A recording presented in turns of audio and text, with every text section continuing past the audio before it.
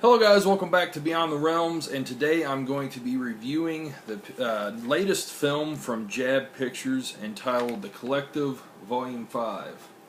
That is artwork there, got in a screener. And I have to first off apologize to Jason Hoover and Jabb Pictures for taking so damn long on doing this review.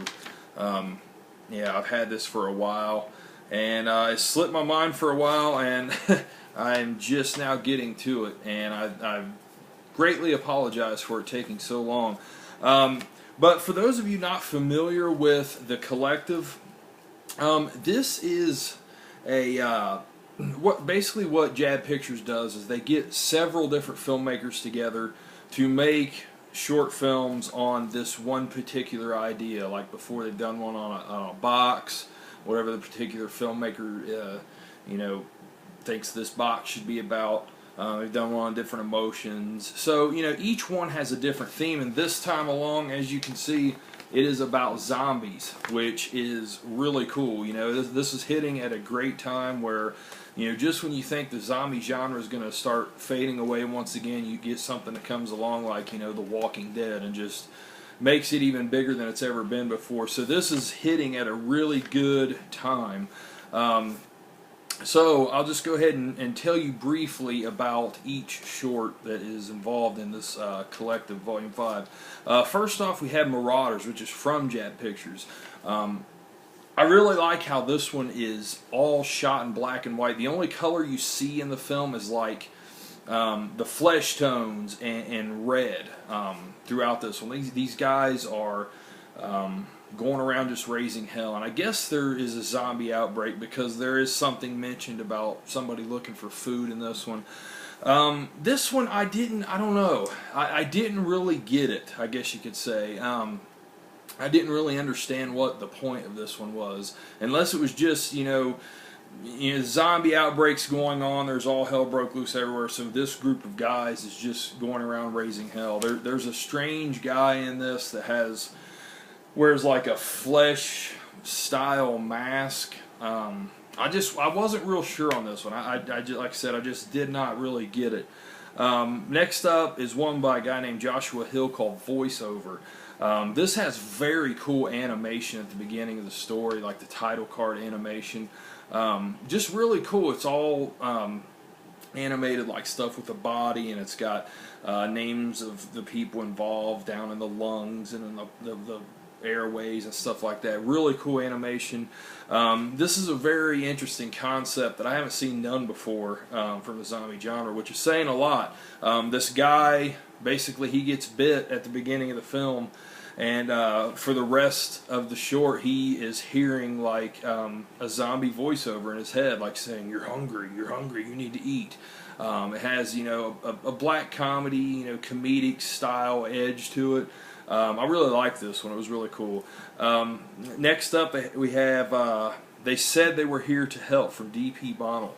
And this is about a guy who, he's trying to maintain his freedom during the zombie outbreak. We see him in a ran down state, and he's hurt, and that's how we start. And then we kind of flash back to where all this stuff happened and how the government took over things. I really like the desolate feeling in this, and the mental play with the character in this. He goes through a lot of mental anguish, and he sees things that aren't there, or maybe they are there. I like this one a lot too. The next one is called Consumption of the Heart, and comes from the late Andy Kopp, who unfortunately just recently committed suicide. And I believe that this is his very last film that we'll ever see. I think he was working on something else, but it wasn't finished from what I hear. But yeah, I mean, if this is the last one that he did, wow, it's really good. It's about a boyfriend and girlfriend who are having problems.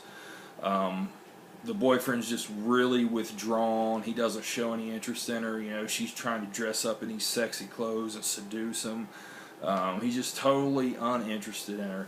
And all the while, the girl is slowly also becoming a zombie. She's got like this big bruise thing going on here on her side that continues to grow. She's bleeding from her orifices, and I really don't want to say anything else and spoil this one, but guys, it gets pretty sick, and but it's very cool how he did it too, because it's yet another unique take on a zombie story. You know, kind of zombie honeymoon kind of comes to mind when I think of this, if any of you have seen this. But this is a much more serious take on that. But very, very, very good. Very, very good entry. Next is called Agoraphobic. Basically, this zombie outbreak happens. This woman's getting ready to leave her apartment. And she basically, you know, it shows her lonely isolation in her apartment as she's trying to survive this thing. She's having to eat out of a humongous can of corn, and she basically just runs out of food. And this one, the way it ended, it left me wanting more, which, you know, is a very good thing. But I like the way, I like where it went and how it ended. And you know, like I said, I wanted to see more of this as it went along. Next one's called Sex Zombie. This was like black and white and shot, you know, it's a silent film. You know, it's made to look degraded, old, like a silent film. It has, you know, title cards in between shots telling you, you know, narration, stuff like that. It has, you know, the score, the old school sounding silent film type score. And this one, I wasn't real sure what was going on in this. That basically these girls keep these zombie men locked up in this bedroom, and I guess they're making them sex slaves. I mean, these girls are kind of sexually involved with each other. It's very trippy, very weird, and it takes a crazy turn towards the end that I didn't see coming, at least with, I should say, with the score, at least that. Next up is Zombie Soup, which this is, it's a mini documentary, and that's something that really threw me off in this, but in a good way, because this is very unique for collective entry. I've never seen anything like this. I mean, it's basically, it's a mini documentary where these guys are asking people, different musicians and independent actors and filmmakers, just different questions about zombies, like, you know, do you think it's reached its peak? Which do you prefer, zombies or vampires, stuff like that. But it's very cool. I really liked it a lot. And then next, the same people that made Zombie Soup made this other one called Spooky Stuff, The Zombie File, which is pretty much the exact opposite of the last one. This is a mockumentary where they're out looking for zombies. I really did not have any idea what was going on in this. It didn't really work for me too much. I don't know, the ending left it to be, you know, so-so, but this one just didn't keep my interest. You know, it lost me. And then the last one is called The Dead Things Outside Your Door, and it's in two parts, a part 1 and a part 2.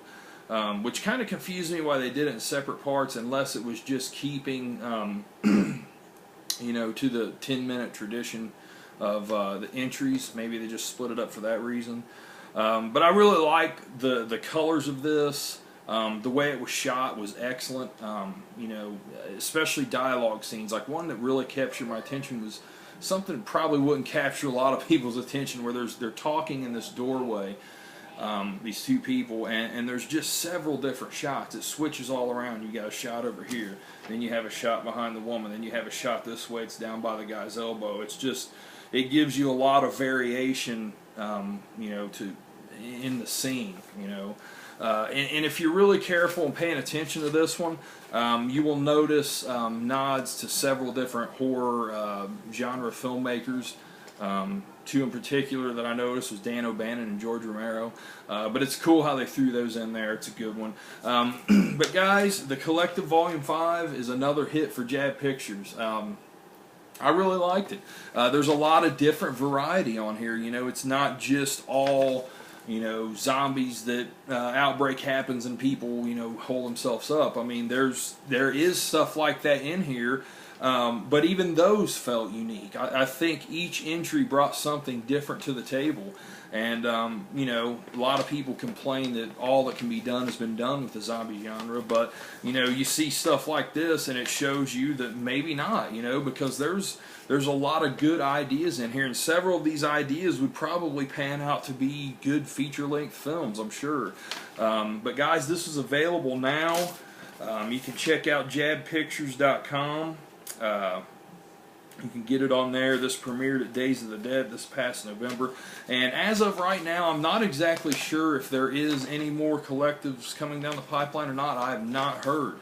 But, you know, I hope there is, because these are always fun, man. They're always fun. It always showcases a lot of talent. I mean, each volume has some very excellent short films in there. That's the thing, you know. And I love how Jabb Pictures brings all these guys together. I mean, you know, that's something that I have to always mention in every review, because, you know, it's just it's a nice collection of great independent filmmakers, you know. So, yeah, kudos to Jabb once again. I appreciate you sending this to me for review. I apologize once again for it being so long. I hope you don't kick me off the screener list, but I would understand. So yeah, guys, check them out, jabbpictures.com. You can pick this up right now, guys. I appreciate you all watching. Have a good one. Later.